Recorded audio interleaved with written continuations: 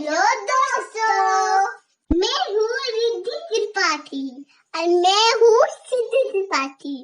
हमारे चैनल को सब्सक्राइब करो और लाइक करो और शेयर करो। Bye bye.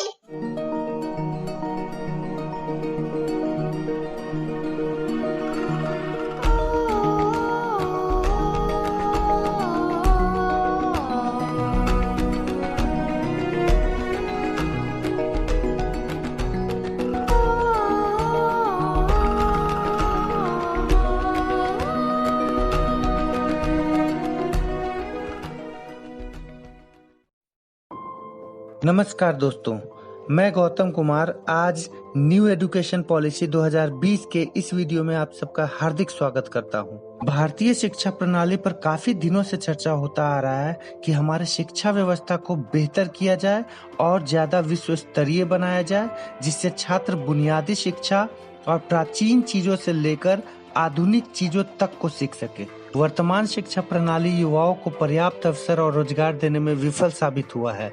आज के समय में हमें अपनी शिक्षा व्यवस्था की जांच पड़ताल करने की बहुत ज्यादा आवश्यकता थी, जिससे आज के इस दौर को देखते हुए विद्यार्थियों को तैयार किया जा सके, जिससे वह सही शिक्षा प्राप्त करके धन अर्जित कर सके और अपने परिवार पर किसी तरह का बोझ न बने। और ये सब को देखते हुए भारत सरकार के मानव संसाधन विकास मंत्रालय ने भारतीय शिक्षा व्यवस्था में सुधार करते हुए एक नई शिक्षा नीति की घोषणा की है। कहते हैं, जब किसी देश में कोई बड़ा बदलाव करना हो तो सबसे पहले उसकी शिक्षा नीति को बदलना चाहिए, और आज इसकी शुरुआत हो गई है। भारत सरकार के मानव संसाधन विकास मंत्रालय ने आज इस नई शिक्षा नीति की घोषणा की है। इसलिए आज मैं आप सबको बताऊंगा कि इससे देश के तमाम छात्रों, उनके परिवार और उनके माता पिता के जीवन में अब क्या क्या बदलाव आने वाले हैं। अब तक भारत की स्कूली शिक्षा व्यवस्था 10+2 के फॉर्मेट पर चलती थी, लेकिन अब इसे 5+3+3+4 के फॉर्मेट में बदल दिया गया है। इसके तहत स्कूल के पहले 5 वर्षों की पढ़ाई फाउंडेशन स्टेज मानी जाएगी, यानी इस दौरान छात्रों के लिए मजबूत नींव तैयार की जाएगी। इसका करिकुलम एनसीईआरटी द्वारा तैयार किया जाएगा और इसमें प्री प्राइमरी के 3 वर्ष और पहली और दूसरी कक्षा का 1-1 वर्ष शामिल होगा, यानी प्री प्राइमरी के 3 साल और पहली और दूसरी कक्षा के 2 साल। इसके तहत बच्चों को खेलकूद और अलग अलग गतिविधियों के जरिए पढ़ाई कराई जाएगी, यानी इन कक्षाओं के छात्रों के लिए किताबों का बोझ अब पहले जितना नहीं होगा। इसलिए मैं कहूँगा कि जो छोटे बच्चे अब स्कूल में जाएंगे और अपनी शिक्षा की यात्रा को आरंभ करेंगे, वे बहुत किस्मत वाले होंगे। इसके बाद अगले 3 साल यानी तीसरी कक्षा से 5वीं कक्षा तक के पढ़ाई के दौरान छात्रों को भविष्य के लिए तैयार किया जाएगा। इसके तहत छात्रों का परिचय साइंस यानी विज्ञान, मैथ्स यानी गणित, कला, सामाजिक विज्ञान यानी कि सोशल स्टडीज और ह्यूमैनिटी जैसे विषयों से करवाया जाएगा। इसके अगले 3 साल मिडिल स्टेज माने जाएंगे और इसमें कक्षा 6 से लेकर कक्षा 8 तक के छात्र शामिल होंगे। इस स्टेज में छात्रों को तय पाठ्यक्रम के मुताबिक पढ़ाया जाएगा और इसके बाद 9वीं से 12वीं कक्षा तक इस फॉर्मेट की 4 वर्षों वाली आखिरी स्टेज होगी। ये 4 साल की स्टेज होगी। इसमें छात्रों में किसी विषय के प्रति गहरी समझ पैदा की जाएगी, उनकी विश्लेषण क्षमता को बढ़ाया जाएगा और उन्हें जीवन में बड़े लक्ष्य निर्धारित करने के लिए प्रेरित किया जाएगा। लेकिन सबसे महत्वपूर्ण बात यह है कि अब स्कूलों में पहले जैसा स्ट्रीम सिस्टम नहीं होगा। इसका मतलब ये है कि अगर आर्ट्स का कोई छात्र फिजिक्स की पढ़ाई करना चाहता है तो अब वो ऐसा कर पाएगा, और अगर अकाउंट्स का कोई छात्र मतलब कॉमर्स का कोई छात्र हिस्ट्री यानी इतिहास की पढ़ाई करना चाहता है तो वो भी ऐसा कर सकता है। लेकिन संभव है कि इसके लिए अलग अलग विषयों का एक पूल तैयार किया जाएगा और आपको उस पूल से ही अपनी पसंद के विषयों का चुनाव करना होगा। यानी अगर साइंस यानी विज्ञान का छात्र को इतिहास में दिलचस्पी है, इंटरेस्ट है और उसके पूल में ये दोनों विषय शामिल हैं, तभी छात्र इसकी पढ़ाई एक साथ कर सकता है। पहले की जो व्यवस्था होती थी, हमारे यहाँ 3 स्ट्रीम्स मानी जाती थी। या तो आप साइंस लेते थे, या कॉमर्स लेते थे, या आर्ट्स यानी ह्यूमैनिटीज लेते थे। और अगर आपने आर्ट्स लिया है तो आप साइंस नहीं पढ़ सकते। अगर आपने कॉमर्स लिया है तो भी आप साइंस नहीं पढ़ सकते। अभी तक ऐसी चीजें हुआ करती थी, लेकिन अब ये सब बदल जाएगा। अब आप फिजिक्स भी पढ़ सकते हैं, कॉमर्स भी पढ़ सकते हैं, हिस्ट्री की पढ़ाई भी कर सकते हैं। दूसरी महत्वपूर्ण बात यह है कि 5वीं कक्षा तक की पढ़ाई अब मातृभाषा, स्थानीय भाषा या अपनी राष्ट्रभाषा में ही होगी, यानी अंग्रेजी में पढ़ाई की अनिवार्यता नहीं रहेगी। ये एक बहुत बड़ी बदलाव है। आप अपनी राष्ट्रभाषा में या अपनी लोकल भाषा में पढ़ाई कर पाएंगे। उदाहरण के लिए, अगर आप 5वीं कक्षा तक अपने बच्चे को गुजराती, मराठी या संस्कृत भाषा में पढ़ाना चाहते हैं तो अब आप ऐसा कर पाएंगे, और अंग्रेजी सिर्फ एक विषय के तौर पर आपको पढ़ाई जाएगी। यानी स्कूलों का जबरदस्ती अंग्रेजीकरण का दौर अब समाप्त हो जाएगा। 6ठी कक्षा में पहुंचने के बाद छात्रों को कंप्यूटर कोडिंग सीखने का मौका मिलेगा।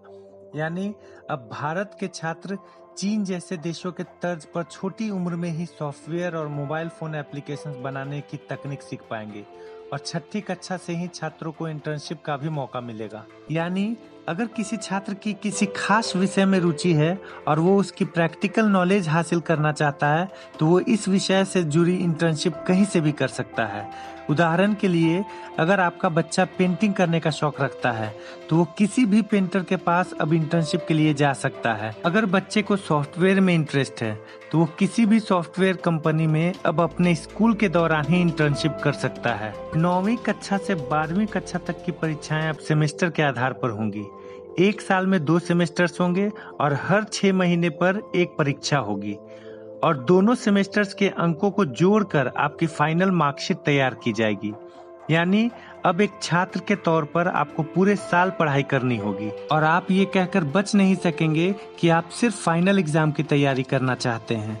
इससे पहले आपने देखा होगा, बहुत सारे छात्र ऐसे होते हैं जो साल के सिर्फ आखिर के कुछ समय तक पढ़ते हैं, 1-2 महीने पढ़ाई कर लेते हैं और फिर उसके आधार पर वो फाइनल एग्जाम में बैठते हैं, और उनमें से बहुत सारे लोग अच्छे नंबर ले भी आते हैं। लेकिन ये वे लोग होते हैं जिन्होंने पूरे साल पढ़ाई नहीं की। अब आपको पूरे साल पढ़ाई करनी पड़ेगी।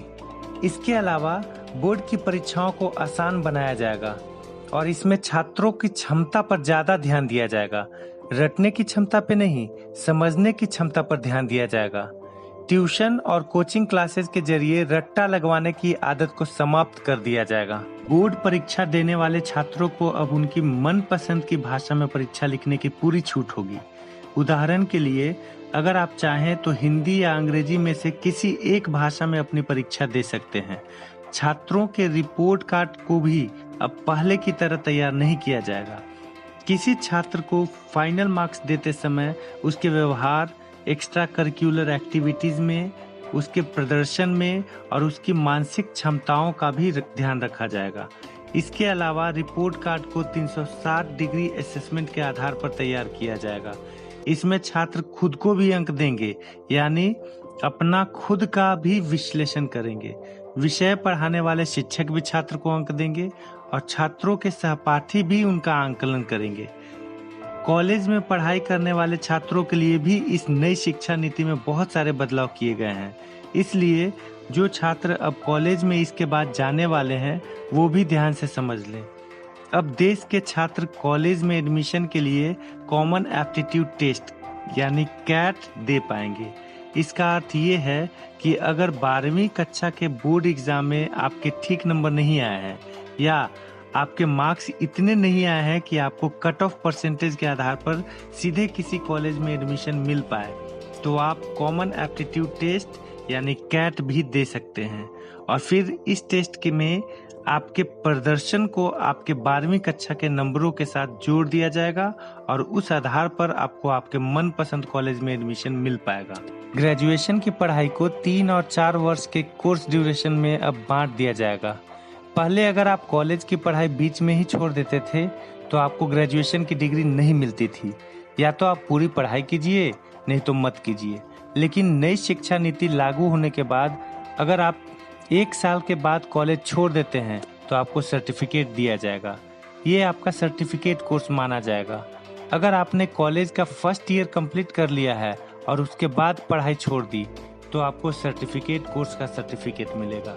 इसी तरह कि अगर आप सेकेंड ईयर पास करने के बाद 2 साल के बाद पढ़ाई छोड़ देते हैं तो आपको डिप्लोमा दिया जाएगा, और अगर आप थर्ड ईयर यानी 3 साल की पढ़ाई पूरी कर लेते हैं तो आपको बैचलर्स डिग्री दी जाएगी। और अगर आप 4 साल का कोर्स करके बैचलर्स डिग्री लेना चाहते हैं तो आपको रिसर्च के सर्टिफिकेट के साथ ये डिग्री मिलेगी। इससे उन छात्रों को बहुत ज़्यादा फायदा होगा जो कॉलेज के दौरान किसी प्रोजेक्ट पर काम कर चुके हैं। 4 वर्ष के इस कोर्स में स्कूल के छात्रों की तरह कॉलेज के छात्र भी अलग अलग विषयों की पढ़ाई एक साथ कर पाएंगे। इस व्यवस्था को मल्टी एंट्री और मल्टी एग्जिट वाली व्यवस्था कहा जाता है, यानी छात्र जिस विषय की पढ़ाई करना चाहेंगे तो वो ऐसा कर सकेंगे, और जब वो ये पढ़ाई छोड़ना भी चाहेंगे तो वो ये काम भी आसानी से कर सकेंगे। इसलिए इसे मल्टी एंट्री और मल्टी एग्जिट कहा गया है। आप जब चाहें एंट्री ले सकते हैं और जब चाहें तब एग्जिट भी कर सकते हैं। इसके अलावा एक एकेडमिक बैंक ऑफ क्रेडिट बनाया जाएगा। इसके तहत अगर आप एक से ज़्यादा कोर्स एक साथ करना चाहते हैं तो आप ऐसा कर पाएंगे, और जिस कोर्स को आप जहां तक कंप्लीट करेंगे उसके अंक इस क्रेडिट बैंक में जमा हो जाएंगे, और फिर जब आप फाइनल डिग्री के लिए कोई कोर्स करेंगे तो उस क्रेडिट को इसमें जोड़ दिया जाएगा।